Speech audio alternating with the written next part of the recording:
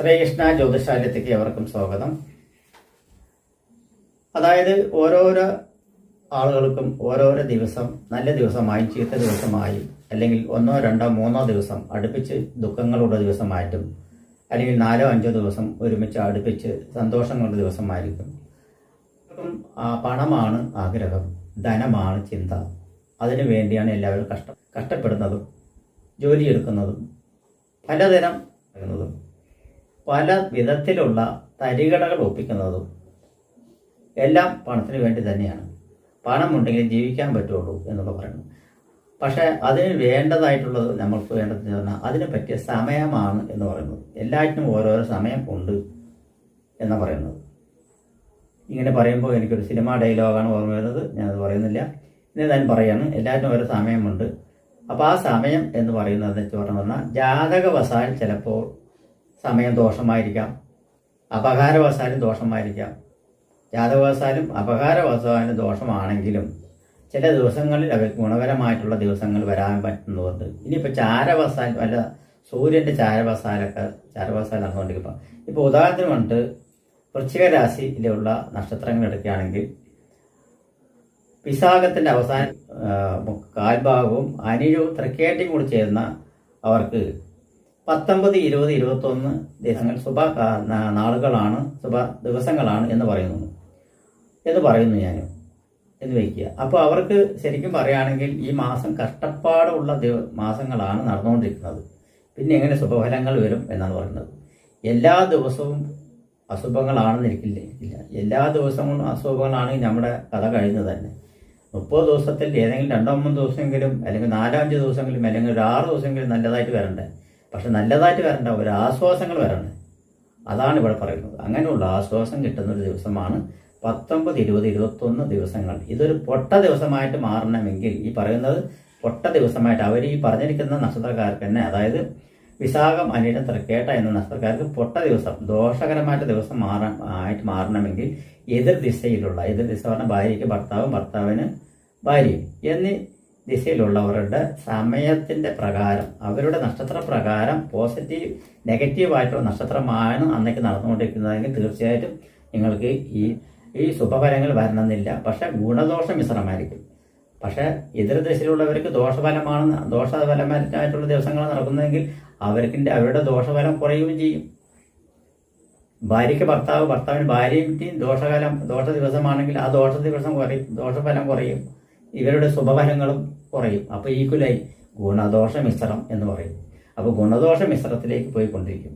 അതല്ല, രണ്ടാൾക്കും ഉചിതകരമാണെങ്കിൽ ഈ പറഞ്ഞ സമയം വളരെ അനുകൂലം. 19, 20, 21 വളരെ അനുകൂലമായി. അതായത് നമ്മൾ എന്തെങ്കിലും വാങ്ങിക്കുക, എന്തെങ്കിലും ശുഭകാര്യങ്ങൾ ചെയ്യുക, എന്തെങ്കിലും പ്രതീക്ഷയോടെ കാത്തിരിക്കുക, അതുപോലെ തന്നെ എന്തെങ്കിലും കിട്ടാക്കടങ്ങൾ കിട്ടുക.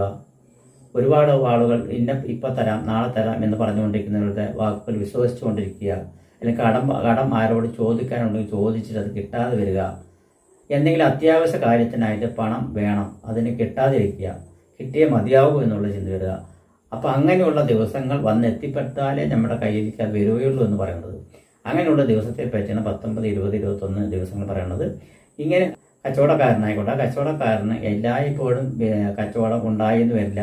ചില ദിവസങ്ങളിൽ കയറ്റിറക്കം ഉണ്ടാവും, ചില ദിവസങ്ങളിൽ കച്ചവടം ഉണ്ടാവും, ചില ദിവസം കച്ചവടമില്ല, ചില ദിവസങ്ങളിൽ അടുപ്പിച്ച് 3, 4 ദിവസം അടുപ്പിച്ച് കച്ചവടം ഉണ്ടെങ്കിൽ ചില ദിവസങ്ങളിൽ അടുപ്പിച്ച് 3, 4 ദിവസം കച്ചവടം ഉണ്ടാവില്ല. ചിലപ്പോൾ ആൾ കുറഞ്ഞിരിക്കും എന്നൊക്കെ പറയുന്നത്. അതുപോലെ തന്നെയാണ് ഓരോ ദിവസങ്ങളുടെ ഉത്തമപരമായിട്ടുള്ള ഫലങ്ങൾ. ആ ഉത്തമപരമായിട്ടുള്ള ഫലങ്ങൾ വരുന്ന സമയത്താണ് ഇത് വരുന്നത്. അങ്ങനെ ദോഷവസ്ഥയ്ക്ക് പോവുകയാണെങ്കിൽ ആ ദോഷഫലങ്ങളായിരിക്കും വരുന്നത്.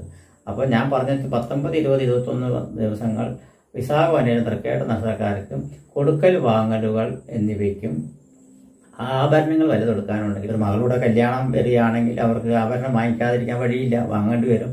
പക്ഷെ അത് ഉചിതകരമായിട്ട് വാങ്ങണമെങ്കിൽ നമ്മൾക്കൊരു 1/2 പവനോ ഒരു 3 പവനോ കൂടുതൽ വാങ്ങിക്കാൻ പറ്റും. അതിനുള്ള സമയം കിട്ടും എന്നാണ് പറയുന്നത്. അല്ലെങ്കിൽ ചിലപ്പോൾ അന്നത്തെ വില ചിലപ്പോൾ കുറഞ്ഞിരിക്കും എന്ന് പറയാം. അതുപോലെ തന്നെ വസ്ത്ര വിപണിയിൽ പോകുമ്പോൾ നമ്മൾ തിരഞ്ഞെടുക്കുന്ന വസ്ത്രശാല ചിലപ്പോൾ വളരെ ഭംഗിയായിട്ട് അവരുടെ ഡിസ്കൗണ്ടും കാര്യങ്ങളെല്ലാം കുറച്ച് തരുന്ന ഒരു ദിവസമായിരിക്കും.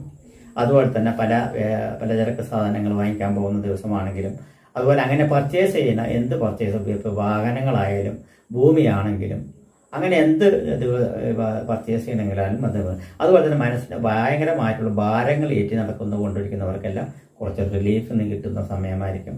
തീരെ ഉറക്കമില്ലാതിരിക്കുന്നവർ കുറച്ചെങ്കിലും ഉറക്കം കിട്ടുന്ന ദിവസമായിരിക്കും. മാനസിക പീഡന കൊണ്ട് നടക്കുന്നവർക്ക് വളരെ ദോഷങ്ങൾ കുറഞ്ഞിരിക്കുന്ന ദിവസമായിരിക്കും. മഹാവേദന സഹിച്ചുകൊണ്ടിരിക്കുന്നവർക്ക് വേദന കുറയുന്ന ദിവസമായിരിക്കും. അതുപോലെ തന്നെ രോഗങ്ങളിൽ ശയ്യയിൽ വെട്ടിയിരിക്കുന്നവർക്ക് അതിൻ്റെ റിസൾട്ടും മറ്റുള്ള കാര്യങ്ങളിലും അറിയാനായിട്ടിരിക്കുന്നവർക്കും അത് പോസിറ്റീവായിട്ടുള്ള ഒരു റിസൾട്ടായിരിക്കും വരുന്നത്. അതുപോലെ തന്നെ ഒരുപാട് ആകാംക്ഷയോട് പ്രതീക്ഷിച്ചുകൊണ്ടിരിക്കുന്ന പലവിധ കാര്യങ്ങളും അറിയാൻ പറ്റുന്ന ദിവസമായിരിക്കും ഇത്. അങ്ങനെയുള്ള ഒരുപാട് ദിവസങ്ങളെ പറ്റി സൂചിപ്പിക്കുന്ന ഒരു ദിവസമായി തിരഞ്ഞെടുത്ത് മാസങ്ങളിലുള്ളിൽ തിരഞ്ഞെടുത്ത് പറയുന്ന ദിവസമാണ് 19, 20, 21 എന്ന് പറയുന്നത്.